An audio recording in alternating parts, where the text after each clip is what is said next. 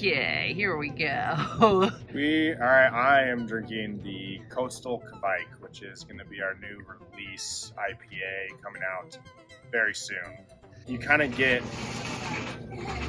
three different styles meshed into one, where you get like a West Coast, little bit of bitter, old school IPA vibes with juicy tropical from the yeast and a little bit of those strata hops, and like a clean, crisp finish. So it's a little bit of everything all in one, which is why I think we're all pretty stoked about it. And I don't know how to classify it. Don't ask me, because I have nothing for you. Just try it, and I think you'll be happy about it.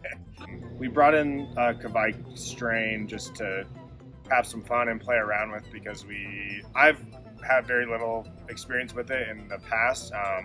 Had never had one I really liked, but we had some room to play around and decided to bring one in from Imperial Yeast out in Portland, Oregon, and we're super stoked on how it came out. That's the Ride for the Brand was the first one. So the mango wheat with the Kveik yeast, there's super fruity, passion fruit, guava, like crazy fruit notes with very small amount of hops. And so we were super happy with that. Had, a little more room to play around, and decided, what would we do with this yeast strain before we can't use it again? And like, what kind of beer do we want to make? And so that's where this came from. One of our employees, Alex, in the tap room / delivery / little bit of everything, loves West Coast IPA, old school, dry, piney, dank, like citrusy. That's his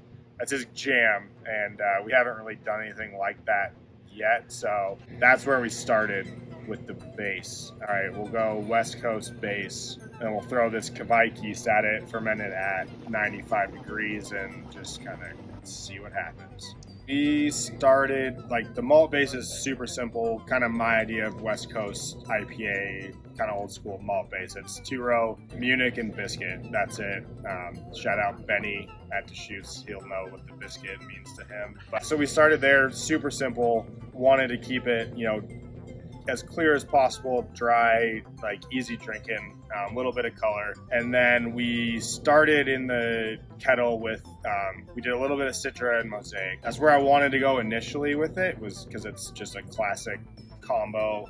And then threw the Kveik yeast at it, 95 degrees fermentation temperature, and kind of waited for it to finish out to see where we wanted to go with the dry hop, see what kind of flavors it threw, kind of where the beer was at. Once we tasted it, we pivoted pretty hard from the Citra Mosaic route and went heavy Chinook, like super old school, that piney, citrusy. Threw some Amarillo at it for a little bit of sweet, like orange character. Ended up throwing some Strata in there as well, which we had on hand to kind of boost that fruity, tropical note slightly. This is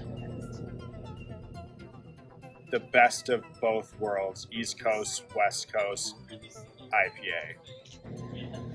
Nice. I don't know. That's